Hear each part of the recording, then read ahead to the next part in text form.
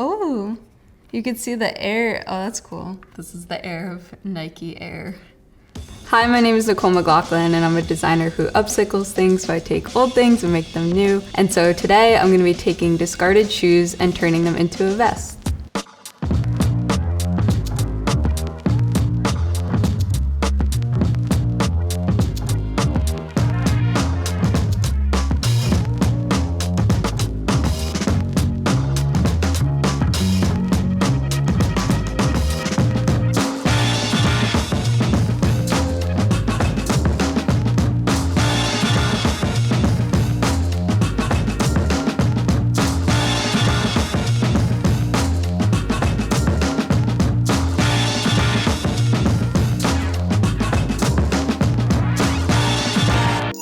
I'd say upcycling is kind of just working with what you have. It's a resourceful type of design where there's already pre-existing things and just using that as a base to create something out of. I was creating these things and I didn't know that there was a term for it. And then it started being coined like on the internet that I'm an upcycling designer. I'd say my approach is to really keep and consider that child's sense of wonder. The way that I would think as a child and have like such a strong imagination for things, I really try to apply that to my work, and I always just allow myself the freedom to explore an idea.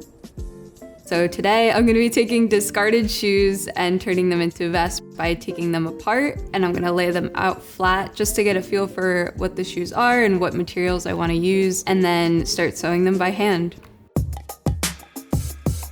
So the first thing I'm gonna do is just lay down this vest. I'll be using a Carhartt jacket. I actually removed the sleeves and made that the vest base. I wanna see kind of what I'm working with in terms of material, shape, anything I wanna avoid, like this pocket here. Only because if I'm hand sewing, if I sew directly into it, it's gonna be really difficult to sew.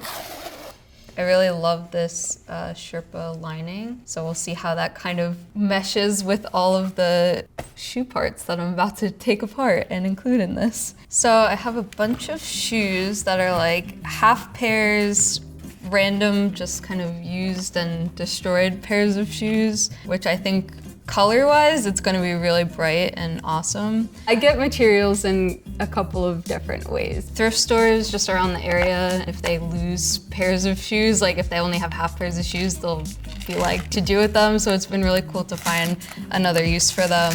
So I'm just gonna take the laces off, because once you remove the laces, you can kind of see how like the tongue is able to move a little bit more, and you start to get a better feel for like what you can use on the shoe.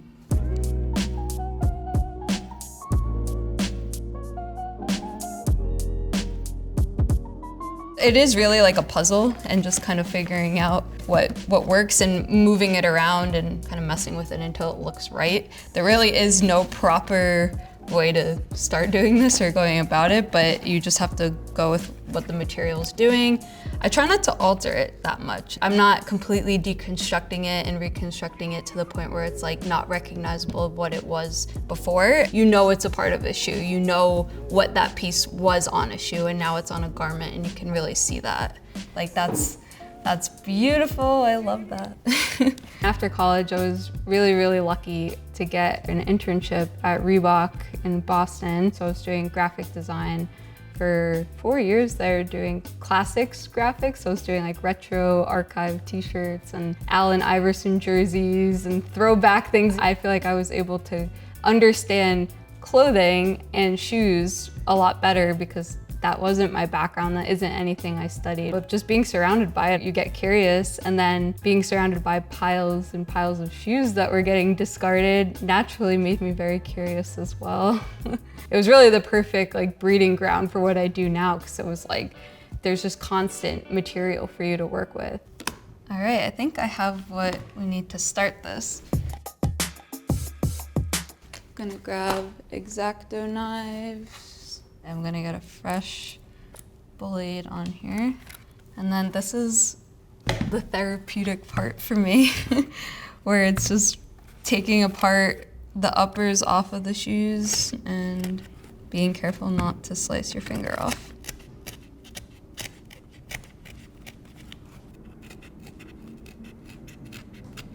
And then once the upper is off of it, I obviously have a perfectly intact sole that I'm able to use for other projects, which I do make a lot of shoes. And that's one of my most frequently asked questions is, where do I get the soles for my shoes? And so I always just say every pair of shoes has a sole on it, and so do with that as you will. And I've been taking apart shoes for like years now, but it took me a while to be able to do it like this, only because there's different ways that you can detach a shoe. There's different types of like glues and acetones and that kind of stuff that helps you remove it. I personally like to keep all of that. I just think that brings more character into the shoe. But then also sometimes I'll go in and you'll see these stitch lines here, which is called a strobel. And so sometimes if the shoe's not lifting up that easily, you can go in and cut those and it will help lift it up. The heel counter is always the hardest part, and you'll see me probably struggling to get it off on some of these shoes because it has the most stability within the shoe. But then we also might benefit from using a scissor on it as well. And I don't cut the whole thing with scissors because you don't get as clean of a line, but it's good for those small little pieces at the end. One of my favorite parts about this is seeing a 3D shape like this go flat, and how the details that make up the shoe, that gives it that accentuated 3D feel, put flat on a vest is just, I don't know, something about it is really unique. Ooh, and the back side too is really cool. I've been known to use the wrong side of the shoe just because I like the way that the back looks better. You gain more of this like tight mesh material, whereas the outside is very cleaned and finished. I kind of like the roughness of that side, but I think I'd prefer to maybe have that color pop. But we'll see what it looks like once I have all the pieces. Sometimes people approach sustainability with a very rigid mindset of, this is what it has to be, we have a target, we have to check that box, instead of just allowing the creative freedom to make something. There's so much that needs to be done that isn't being done right now, and just some really clear and simple solutions when it comes to circularity. I mean, that's a huge word that is used around upcycling, because it is just taking things that we've had for years and years and prolonging the life of it. I don't see myself designing any other way. I think now that I'm in the world of sustainability, I don't see myself going anywhere. It's kind of sad because these ones weren't really that worn, but there was no friend for it. So now it'll be possibly a pocket or something. That's another thing with like shoe uppers. You could do maybe like some type of pocket, which I love to include in my projects. Functionality is probably one of the most important things to my creation process, kind of the through line of my design. I love pockets. I love being able to store things. I love packing things, and the idea of like modular systems, things that don't have to be the same every time you wear it. Also, I switch out X-Acto knives pretty much every other shoe, just to make sure the blade is sharp and you're getting a nice clean edge on it.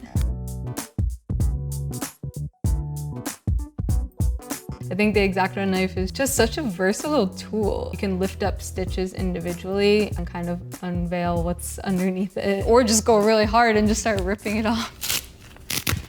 That has to be the best feeling. Can you tell how much I love the X-Acto knife? Because I do. All right, the puzzle begins. This part is very like composition based, where you just have to move things around until you start to like the color and the position of things. I'm trying to focus on the kind of the curvature of the collar here. So I have this nice curved part of the toe box that I can include, and then it has more of a straight edge where it is along the shoe, so it'll be nice and flush along the zipper opening. And then just some fluidity within the arms here. I don't know if I've quite gotten there yet because that piece is a little too jagged, but something maybe that's more curved off will be able to fit there.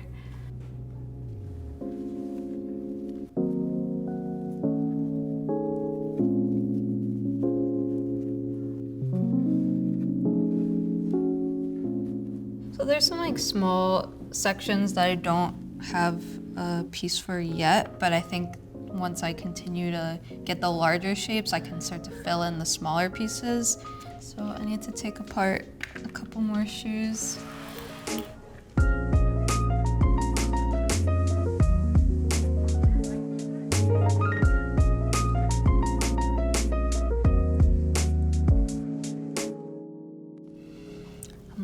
This one because I know it's gonna be so hard to take apart, but I like the color and I don't have that much green. I only really have this like lime hit here and a little bit of the turquoise, but that green is kind of punchy. I mean, it's subtle, but I think it needs it to balance it out. I'm just wondering how I want to tackle this because it's gonna be tough, but we're here to have some challenges today, so.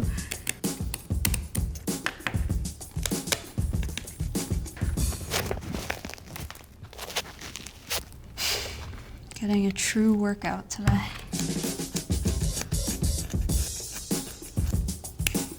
That's how you know it's hard to get through. You have to use 2 hands on the scissor.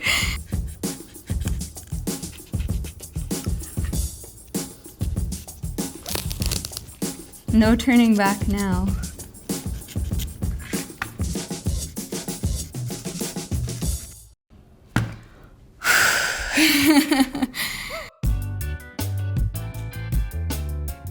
I don't always love to credit it, but social media gave me the platform to be able to share these things and ultimately like make this possible.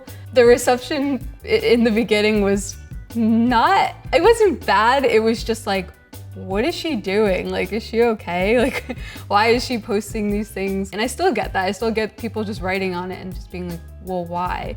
And to me, I'm just kind of like, well, why not? I mean, someone has to put tennis balls on their foot and call it a shoe. Like, someone has to be the one to do it and at least start a conversation.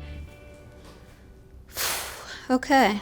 I think I can see some really nice shapes that I like. I actually really like that I was able to include a few full pieces of an upper, so you know what it is. And then as well as the scraps, I was able to get some loops in. I was pretty happy that I was able to get this Asics shiny running shoe in there.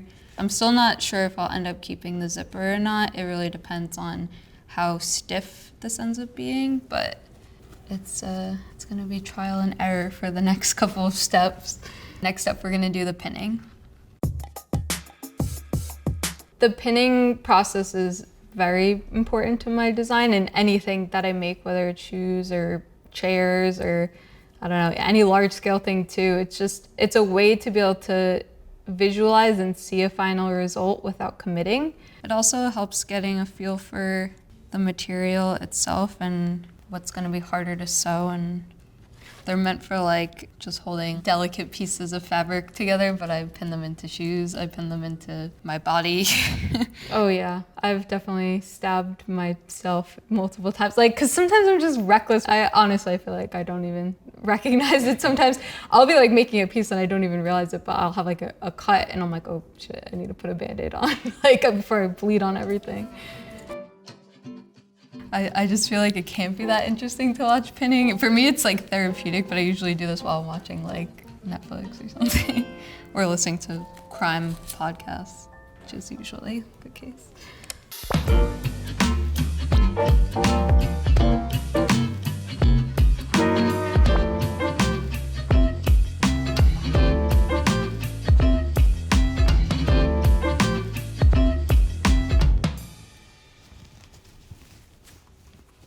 It actually was better than I thought it was gonna be. I was kind of like not super sure, just in terms of overall composition. Seeing it on kind of helped me understand like balance, and I'd say for the most part pretty well balanced. I definitely needed those little 2 pops that I added in.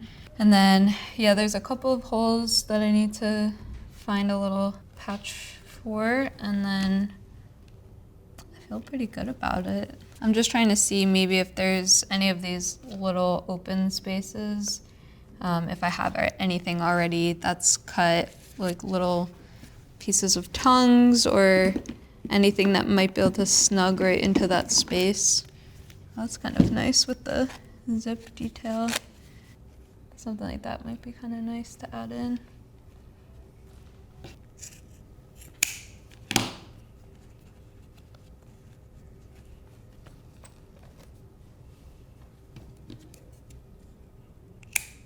So I'm just trimming off some pieces to clean it up a little bit in areas where there's a little bit like overlap off the sides, and just to start getting to the next stages of sewing.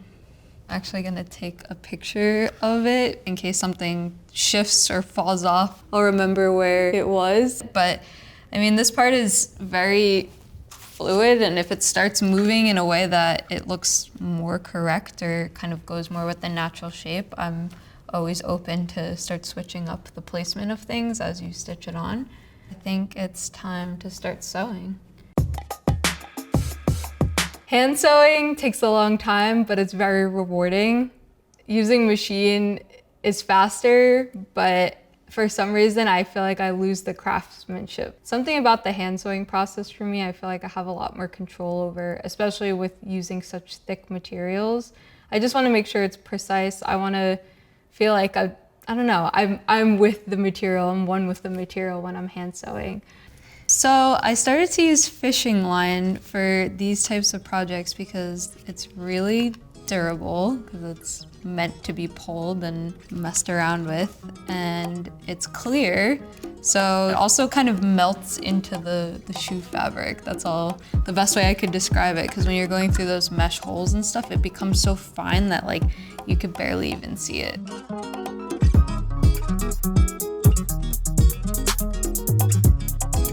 There's a very blurry line I have found personally between art and fashion, and people ask me that question a lot. They're like, well, what do you consider it? And I'm like, it really depends on the piece, it depends on the day, but I personally just appreciate garments that do their job and just really function well.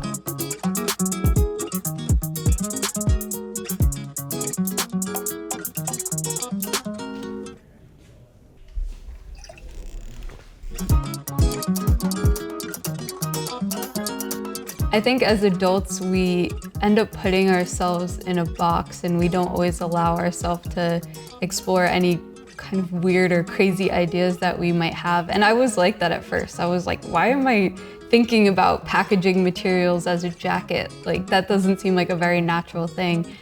And I was like, you know what, why don't I just try to make it and see what happens? And if you just allow yourself to explore those weird ideas, something really awesome might come out of it.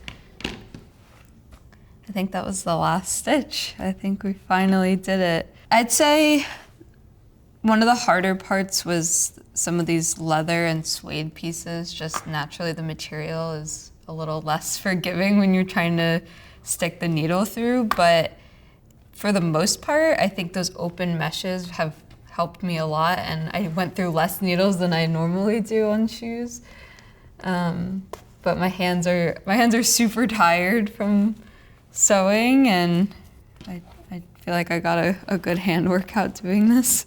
I'm gonna just trim off some excess threads and anything that's left over, but these are just some finishing touches that I like to do.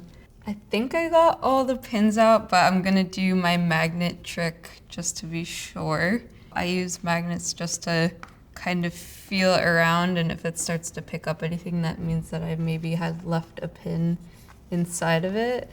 And so I move it around, and it doesn't suck it out, but you can feel if there's something left behind, which I just felt actually. So I'm glad that I used this, because you don't want to put this on and then get poked later on. So I ended up keeping the collar. I think it's gonna look good with a black shirt. I'm just gonna keep it for now. I can always take it off later, and I think that's the beauty of doing custom designs, because you know, this doesn't have to be the final form. I could still adjust it later and add things or take things off as I need to.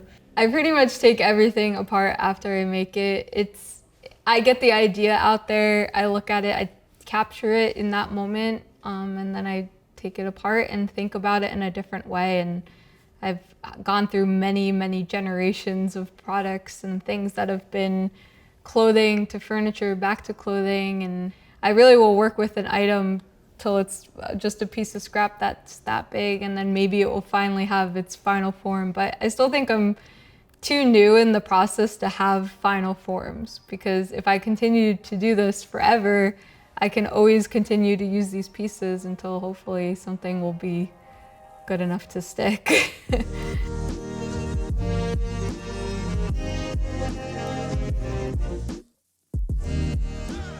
I'm excited about the finished piece. It's very intense and I like that.